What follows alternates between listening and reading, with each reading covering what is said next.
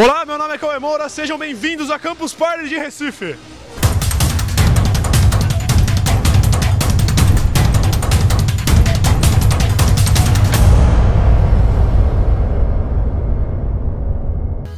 Então agora a gente tá aqui com o Pablo, que ele tem um robô da NASA pra mostrar pra gente. Como é que é isso, Pablo? Ó, tudo bom? Assim, o robô não é da NASA mais, certo? Ele foi desenvolvido na NASA, tá?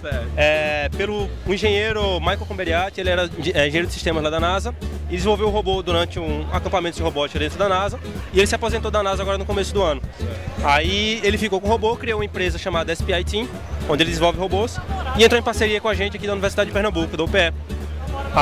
Onde a gente recebeu esse robô e está desenvolvendo melhorias nele, né? Fazendo desenvolvimento da melhoria da plataforma dele, tanto de hardware quanto de software. Tá? Certo, então me conta, Pablo, o que exatamente esse robô faz? Beleza. O robô, ele é um robô que faz escaneamento de terreno. Então ele basicamente tem uma câmera 3D, não é uma câmera de vídeo, é uma câmera que ela manda um feixe de luz, capta esse feixe de luz e identifica onde é que está, quão perto está esse ponto onde esse feixe de luz bateu. Tá? A partir daí ele faz um mapeamento de todo o terreno, automaticamente, e retorna pra gente com uma imagem 3D desse terreno. Certo, e que tipo de terreno vocês estão mapeando ou ainda não estão mapeando? A gente ainda está com testes, então a gente está usando lá o campus da universidade como teste, certo? Mas depois que ele estiver pronto, pode mapear qualquer terreno. Qualquer um? Terreno, inclusive Marte, Lua, qualquer coisa. Ele entra debaixo d'água? Não, ainda não. Ainda não? Quem sabe no futuro. Ah, tá certo. Então tá bom. Pablo, muito obrigado.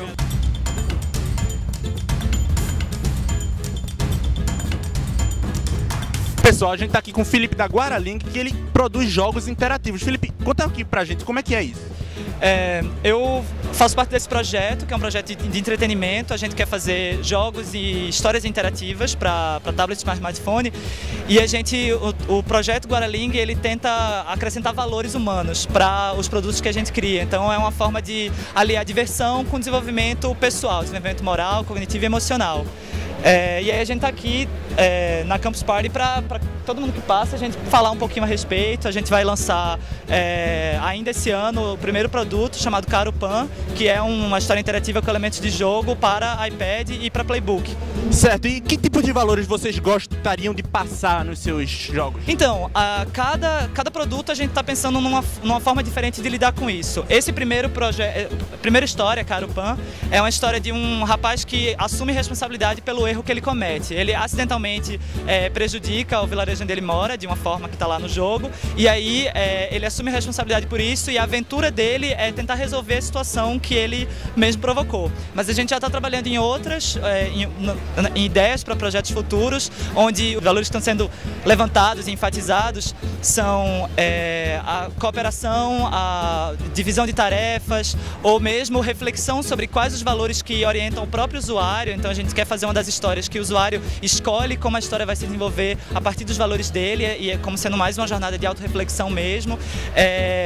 Outra coisa é, por exemplo, diferentes pontos de vista relativizam determinada situação. A gente está preocupado em estratégias de propiciar o desenvolvimento. Certo, e se eu quiser ter acesso ao jogo, quiser jogar, como é que eu faço? Bom, o jogo ainda não está no mercado. Mas se você entrar no blog da gente, que é guaralink.com.br, a gente está lá postando os updates. A gente quer em setembro, provavelmente já vai estar na App Store para baixar o Caro Pan, o primeiro jogo. E no futuro a gente vai também divulgar como é que a gente vai fazer o lançamento para o Playbook da BlackBerry. Tá certo. Muito obrigado. Empreendedorismo aqui na Campus Party.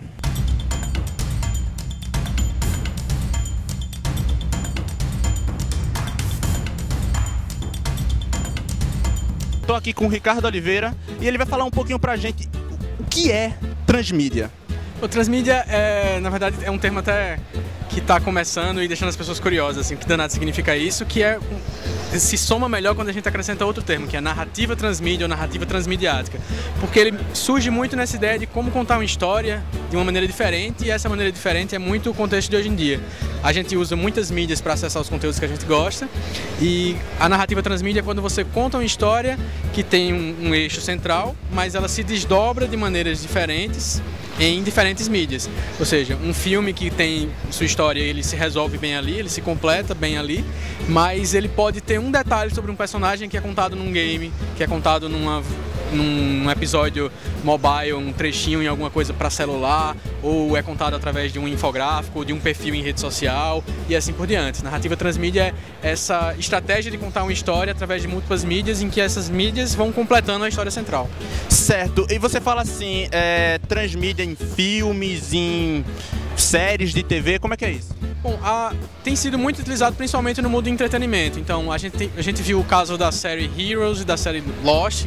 As duas investiram muito pesado em estratégia transmídia, fazendo com que os fãs que estavam interessados em se aprofundar, eram completamente apaixonados pela história, eles avançassem no seguinte sentido: bom, o personagem tal tem a história dele ali na série, mas ele é um cara que é pintor, então uma história em quadrinhos sobre ele vai cair bem, uma história em quadrinhos que eu conte a história dele a mais também vai ser legal.